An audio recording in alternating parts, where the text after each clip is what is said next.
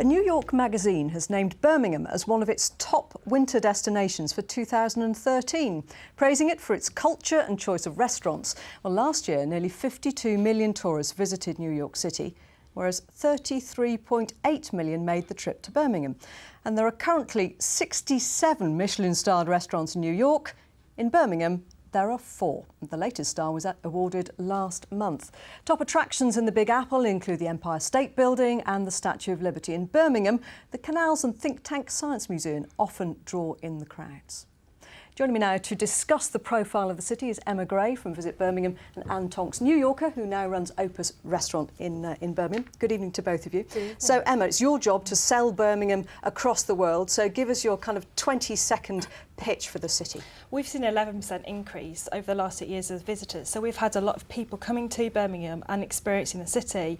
They really enjoy the industrial heritage that we have as a city. That's from a North American point of view, they really like that. They like the fact we're the home of Cadbury's chocolate, and they love the shopping that we have. And I think the cultural diversity that we have as a city really helps our food scenes. They love the Balti, and you know, it's such a great city that they find the English way of life very interesting. But do people actually understand what Birmingham is about before you go and do your sales pitch? What's the most common perception of the city? Often people don't know of Birmingham, you know, and it's they about think it's Birmingham, Alabama. Yeah, and it's about educating them. It's about telling them about Birmingham. Some people are very surprised about its proximity to London, and that's a really good plus point.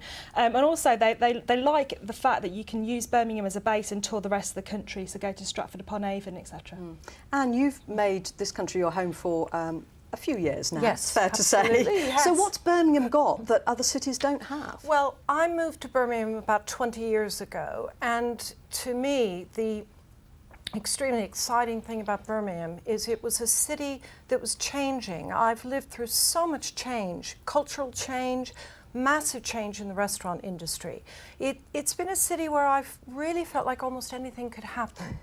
Right, but we're still lagging behind New York in terms of Michelin-starred restaurants, 67 compared with 4. So we've got a long way to go, haven't we? Well, yes. I mean, I think we should be very proud that we have more Michelin stars outside of London than any other city in Britain.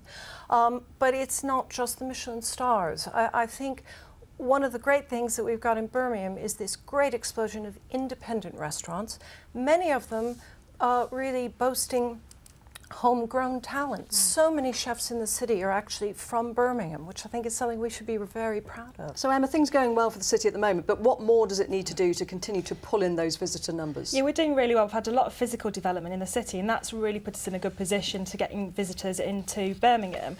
I think the next thing that we really need to focus on is our international connections and connectivity generally. So more flights into Birmingham, extending the route networks that we have, that will really help us boost our international numbers. Okay, Emma Gray, Anne Tonks, thanks very much indeed. Thank you. Thank you.